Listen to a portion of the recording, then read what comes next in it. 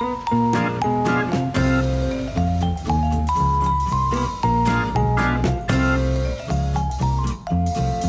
a couple of ping pong balls for the eyes.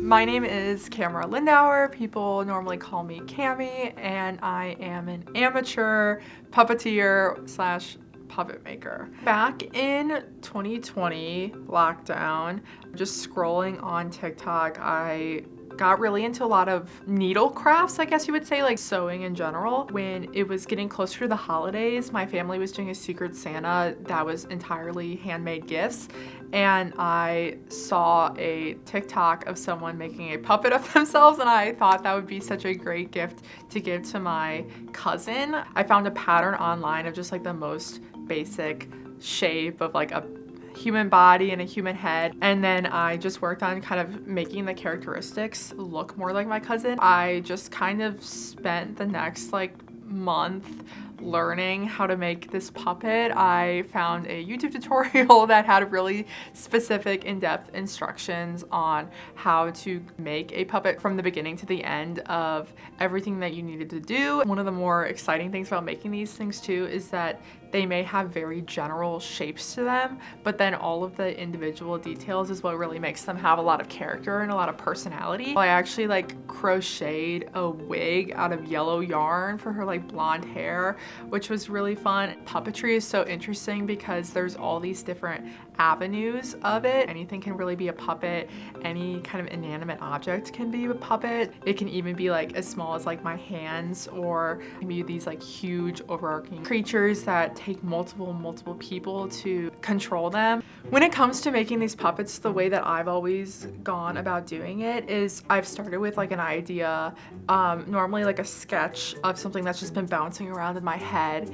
And then once I have kind of that sketch, I know what the general outline is gonna be. I don't like to focus too much on the details because so much of that like shines through like while you're making it. After that, you start with making your pattern of whatever your skeleton's gonna be. I normally use like a denser, softer foam, or you can use kind of like an EVA foam, which has a little bit more of a structure to it.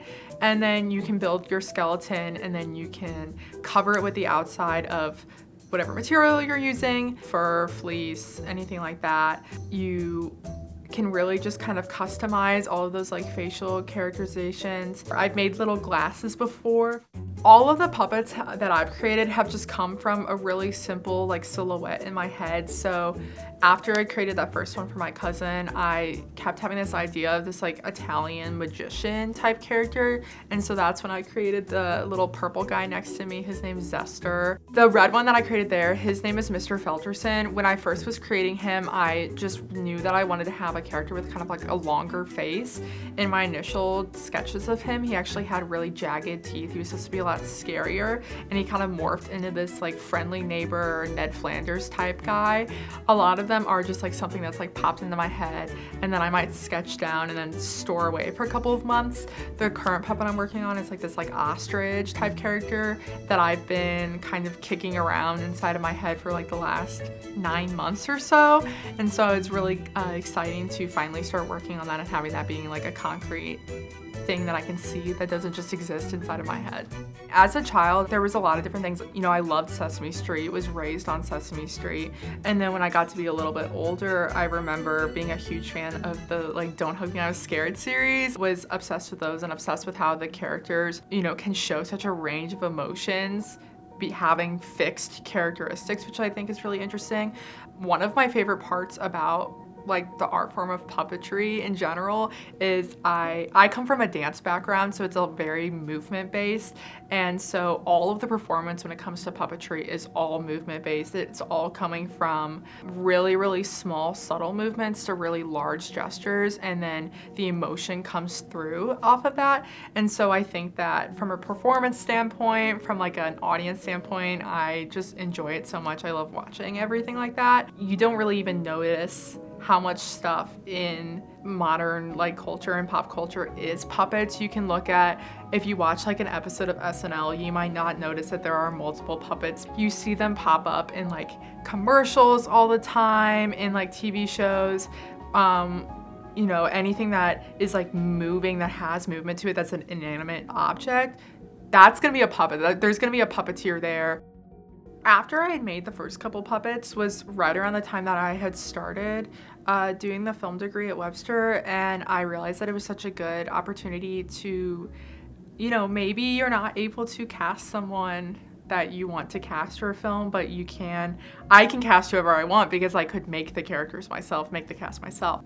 I did make one short film that was entirely focused on this like puppet family, and I even created a couple characters like specifically for that family. I used a couple existing and then added a couple, and it was a really fun dynamic for me being able to work with like the human actors and the puppets and the actors that were behind the puppets all at the same time. So the white puppet in the middle, that is Mama Gertrude. She is actually Mr. Felterson's mother.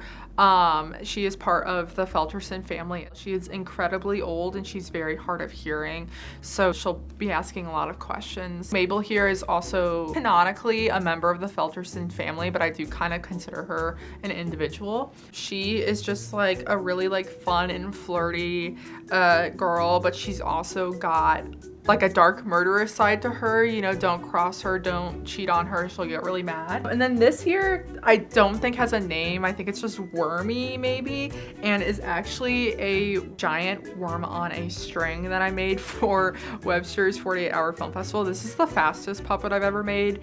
I made it in like 2 hours because we learned that the worm on the string was the prop for the 48-hour film festival, and I said, I can make a giant one of those. Right now I'm currently making this ostrich puppet.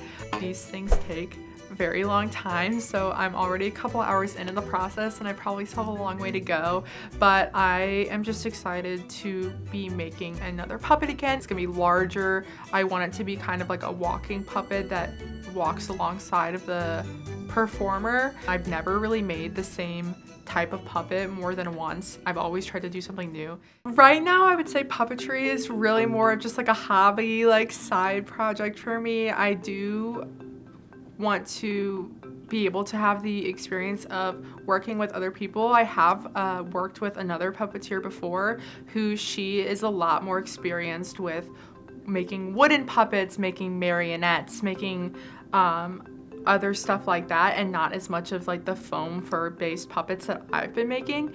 And so we worked together on like this like scary type puppet for someone's like horror short film, and that was a really interesting experience because I learned a lot from her knowledge when it came to making a mechanism to have the mouth open and shut, and using more like wood and screws and harder materials.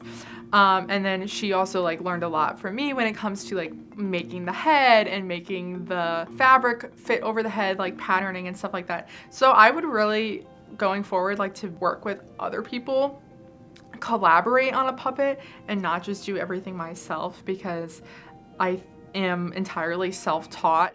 There's not as much that I can learn myself going forward, and I'd love to learn from other people.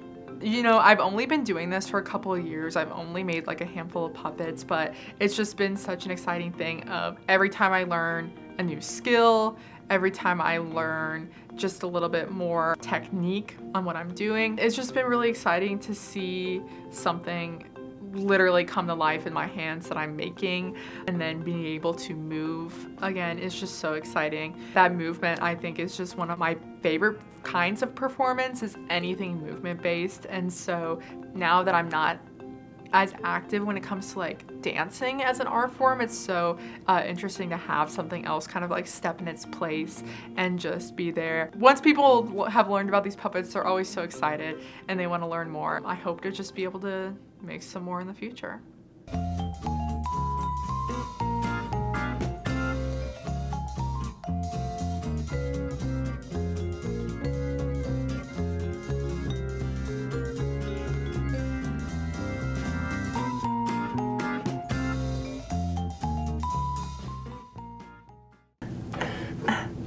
Dance party, dance party, dance party, dance party, dance party, dance party, dance party, dance party.